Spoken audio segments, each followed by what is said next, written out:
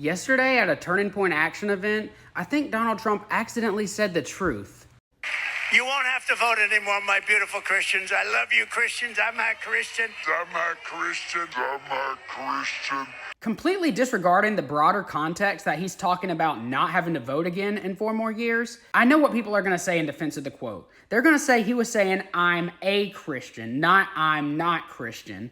First of all, though, look at his body language. As he moves his hand up to his chest, he's moving his head side to side as if he's subconsciously thinking, no. Although if that's not enough, do you know how hard it is to say, I'm a Christian, and have it come out in such a way that it could even be interpreted as I'm not Christian? I'm going to try 3 times right now. Here we go. I'm a Christian. I'm a Christian. I'm a Christian. Like, none of those could you make it sound like I'm not Christian. I've tried multiple times. I'm a Christian. I'm a Christian. Like, it's not easy to do. So I think what that was a Freudian slip. But to the Christians out there who still doubt that and think he's a wonderful, godly Christian man, answer this question. Do you ask God for forgiveness? It shouldn't be a hard question. If you are a Christian, that should be the basic tenet of your faith. However, for Trump, it was. Forgiveness. That's a tough question. I don't think in terms of, I'm a religious person. He was asked this question twice. I'm going to come in on the second time because he rambled and pretty much refused to answer it the first time. Here's his answer to that question. Thinking, which is, what have you ever asked God for forgiveness? Look at his face. I'm not sure I have. I just go on and try and do a better job from there. I don't think so. I think if I do something wrong, I think I just try and make it right. I don't bring God into that picture. I don't.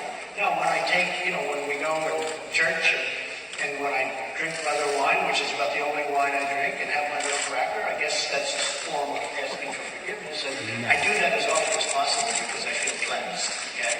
But, to me, that's important. I do that. But in terms of officially, I could say absolutely, and everybody, I don't think in terms of that. I think in terms of let's go on and let's make it right. That quote alone should be damning, that he is either just blatantly lying or that he does not understand the faith, that he does not bring God into forgiveness. That is the very definition of Christianity.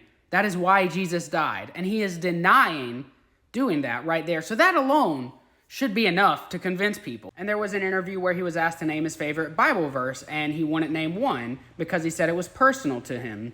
Now, I could understand the people who are saying, Trump has better policies or he's better for the economy. That's a whole nother conversation. But for the people who view him as a Christian man, the people who were at that rally and want to hear him say, I'm a Christian, that's not the case.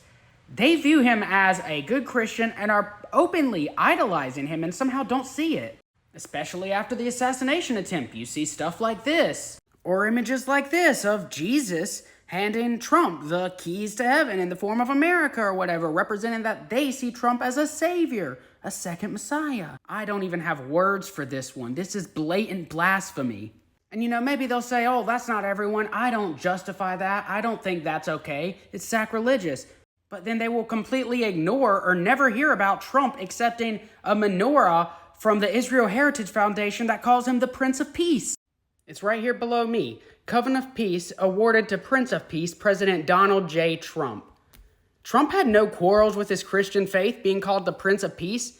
If you're a Christian, the only Prince of Peace should be Jesus Christ. Here's a real quick close-up. Or how about this Time magazine cover?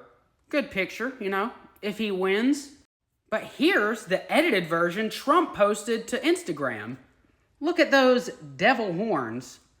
Coincidence? How many are there? And Trump is absolutely dying to bring peace to the Middle East, which, hey, is an objectively good thing. But do Christians not see all these patterns? Or how about this tweet that was going around from Trump ally Laura Loomer, claiming that rabbis are now claiming that Trump is anointed by God to be the second non-Jewish Messiah? Yet somehow Christians particularly won't see that this man is a false idol and a liar. He is not a Christian. He slipped up yesterday and said it out loud.